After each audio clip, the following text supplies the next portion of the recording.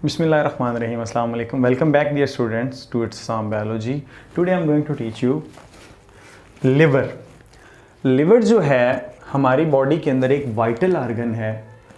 तो इसकी जो बेसिक स्ट्रक्चर है, मॉर्फोलॉजी है, वो बाई लोब्ड है, मतलब इसकी दो लोब्स हैं और ये प्रेजेंट किधर होता है? एब्डोमेन के अंदर।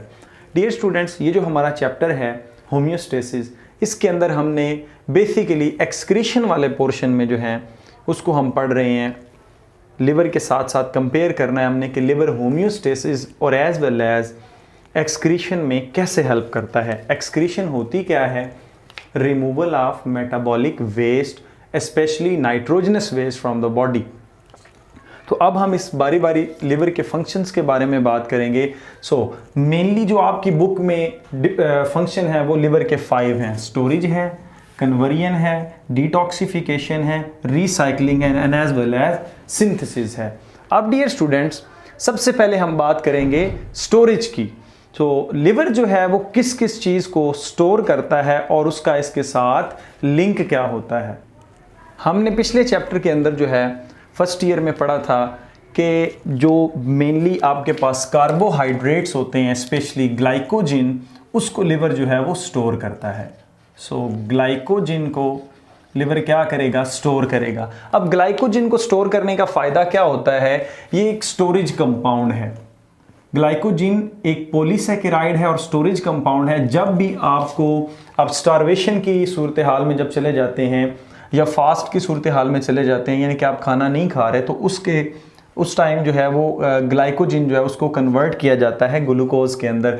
ये स्टोरेज कंपाउंड ग्लाइकोजिन को जो है अपने अंदर स्टोर करता है। उसके साथ साथ मेनली ये डियर स्टूडेंट्स क्या करेगा? आयरन को स्टोर करेगा। अब आयरन को स्टोर करने का फ़ायदा क्या होता है? आयरन बेसिकली हीमोग्लोबिन का हिस्सा है। आयरन जो है वो हीमोग्लोबिन का हिस्सा है और हीमोग्लोबिन हमारी बॉडी के अंदर ऑक्सीजन की जो है ट्रांसपोर्टेशन उसका काम करती है। मतलब एक टिश्यू से लेकर, लंग से लेकर पूरे ब्लड में जो टिश्यूज़ हैं उन तक ऑक्सीजन का पहुंचाना किसका काम होता है? हीमोग्लोबिन का। अब हीमोग्लोबिन हमारी बॉडी के अंदर ऑक्सीजनेशन ऑफ टिश्यू करती है, ऑक्सीजनेशन ऑफ मसल्स करती है, जिसके रिजल्ट में क्या होता है कि एरोबिक रेस्पिरेशन के थ्रू ऑक्सीजन जो है वो दी जाती है और उससे क्या होता है? एनर्जी हासिल की जाती है, मतलब ब्रेक डाउन ऑफ ग्लूकोज से। हम कहते हैं एरोबिक रेस्पिरेशन के लिए जो हमें ऑक्सीजन ज़रूरी होती है। तो ये था एक इसका फंक्शन, स्टोरेज जो है वो फंक्शन था। दूसरा हमारे पास है कन्वर्जन। कन्वर्जन क्या है? ये क्या काम करता है? ये ग्लूकोज को C6H12O6 को पकड़ेगा और उसको किस में कन्वर्ट कर देगा? ग्लाइकोजिन की फॉर्म में। ऐसा कब होता है? जब बॉडी के अंदर ग्लूकोज का लेवल जो है वो राइज कर रहा हो। ग्लूकोज का लेवल जब हाई होता है तो इसका काम होता है ग्लूकोज को पकड़ के ग्लाइकोजिन में कन्वर्ट करना।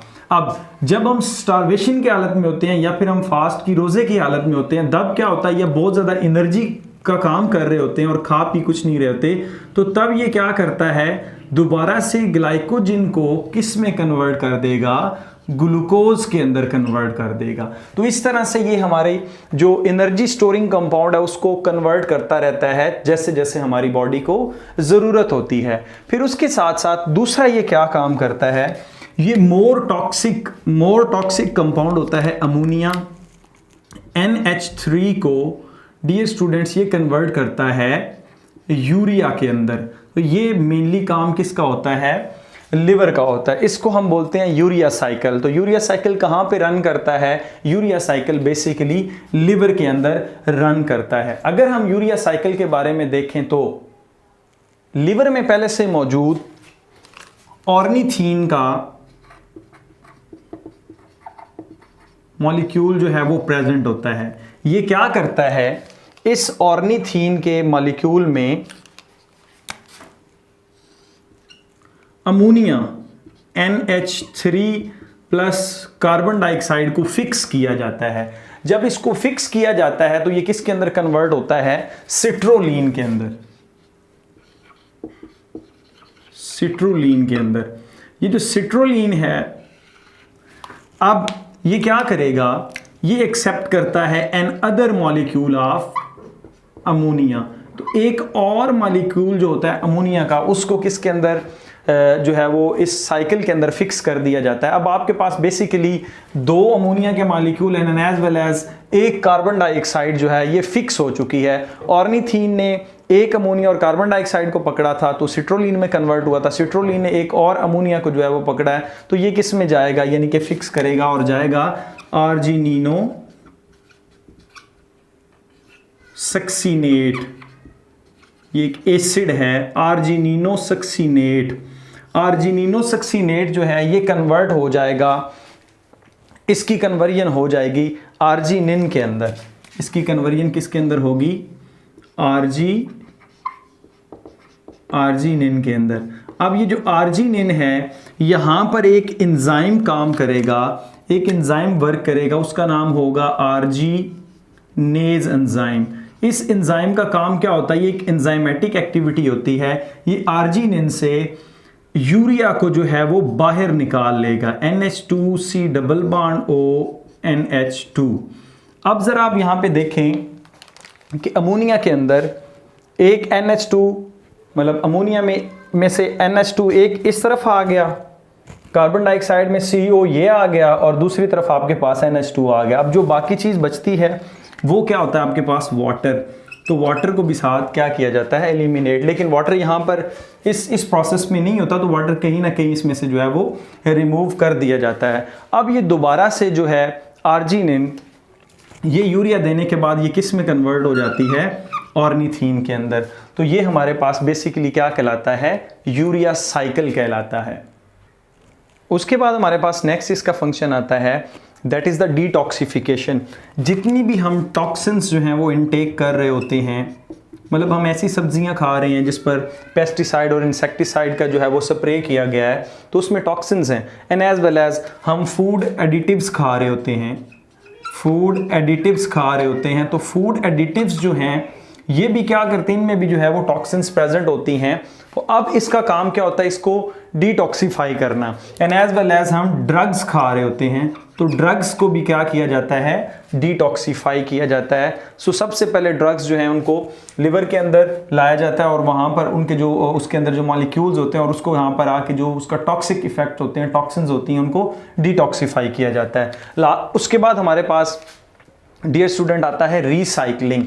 अब रीसाइक्लिंग किसकी की जाती है, इसमें हमारे पास जो कंटेंट्स होते हैं आरबीसीज के, कंटेंट्स ऑफ आरबीसीज, तो आरबीसीज के जो कंटेंट्स होते हैं लाइक उसमें आयरन है, हीमोग्लोबिन है, सो उन कंटेंट्स की रिसाइकलिंग करता है। जो ओल्ड पार्ट्स होते हैं उनको रिसाइकिल करेगा न्यू के अंदर, तो आरबीसी को आप समझ ले एक तरह से ये क्या कर देता है, नया कर देता है।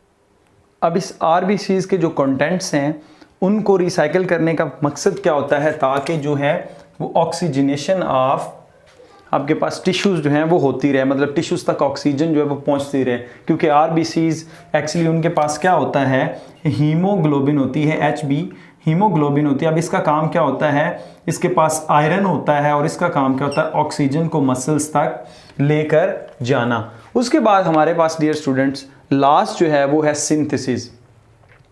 अब जो लिवर है ये बहुत से मॉलिक्यूल्स को सिंथेसाइज कर रहा होता है और बहुत सी चीज़ों को अपने अंदर जो है वो बना रहा होता है। सबसे पहले हमारे पास मेनली जो सिंथेसिस है हम कहते हैं वो है हमारे पास नाइट्रोजनस वेस्ट।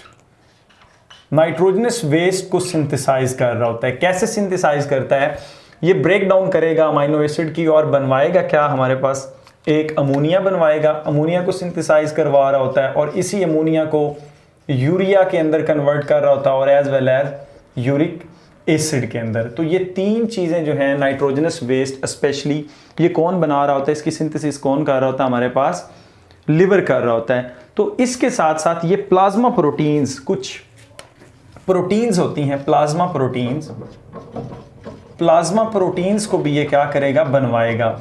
अब इनमें प्लाज्मा प्रोटीन में कौन कौन सी हैं, प्लाज्मा प्रोटीन हमारे पास बेसिकली जो है वो मतलब कि प्रोथ्रोम्बिन है, अल्ब्यूमिन है, फिब्रिनोजिन है, ये तीन है हमारे पास। कौन कौन सी हैं, प्रोथ्रोम्बिन है,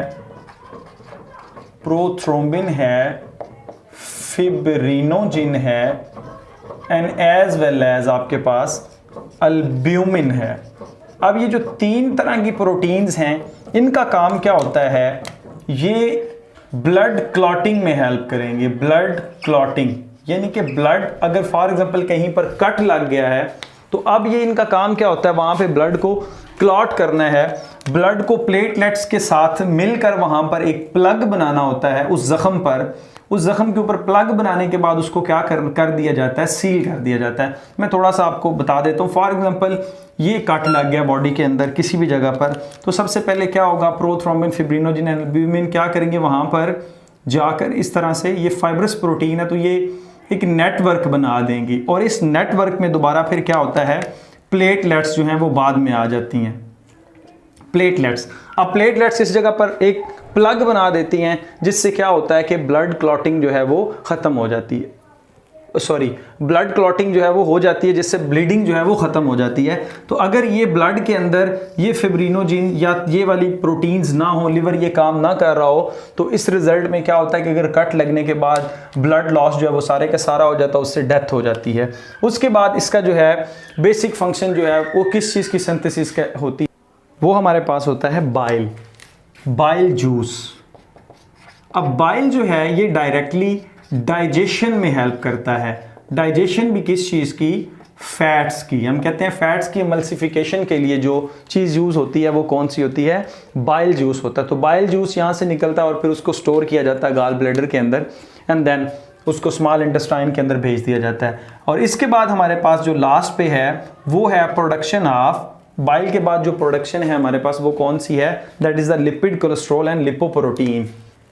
वो है लिपिड्स, लिपोप्रोटीन एंड प्लस हमारे पास जो है वो है कोलेस्ट्रॉल। ये जो सारी चीज़ें हैं इनकी भी सिंथेसिस कर रहा होता है। अब लिपिड एंड लिपोप्रोटीन आपको पता है स्ट्रक्चरल हैं, क्योंकि ये सेल मेम्ब्रेन का जो है वो पोर्शन होते हैं, एज वेल एज जो है यूकैरियोटिक जो सेल मेम्ब्रेन होती है, कोलेस्ट्रॉल उसका हिस्सा होता है। तो आप कह सकते हैं कि जो सेल की मेम्ब्रेन है उसके अंदर फ्लूइडिटी और एज वेल एज उसके स्ट्रक्चर को बनाने के लिए जो चीज़ यूज़ होती है वो लिपिड्स हैं, लिपोप्रोटीन्स एंड कोलेस्ट्रॉल हैं। और लिपिड एज वेल एज हमारे पास जो है वो स्टोरेज कंपाउंड है, इसके अंदर CH बॉन्ड जो हैं वो बहुत ज़्यादा होते हैं और CH बॉन्ड होने की वजह से ये सोर्स ऑफ एनर्जी होता है। तो ये सारी चीज़ें जो हमारे पास कौन सी चीज़ बना रही है, लिवर बना रहा होता है। और इन्हीं सारे फंक्शन की बेस पे हम इसको क्या बोलते हैं, this is the metabolic clearing house of the body. तो इसका मतलब है कि जो लिवर है ये बड़ा वाइटल रोल जो है वो प्ले कर रहा होता है हमारी बॉडी के अंदर, जिसमें ये सारे इसके फंक्शन जो है मैंने ऑलरेडी आपको बता दिए हैं। Thank you.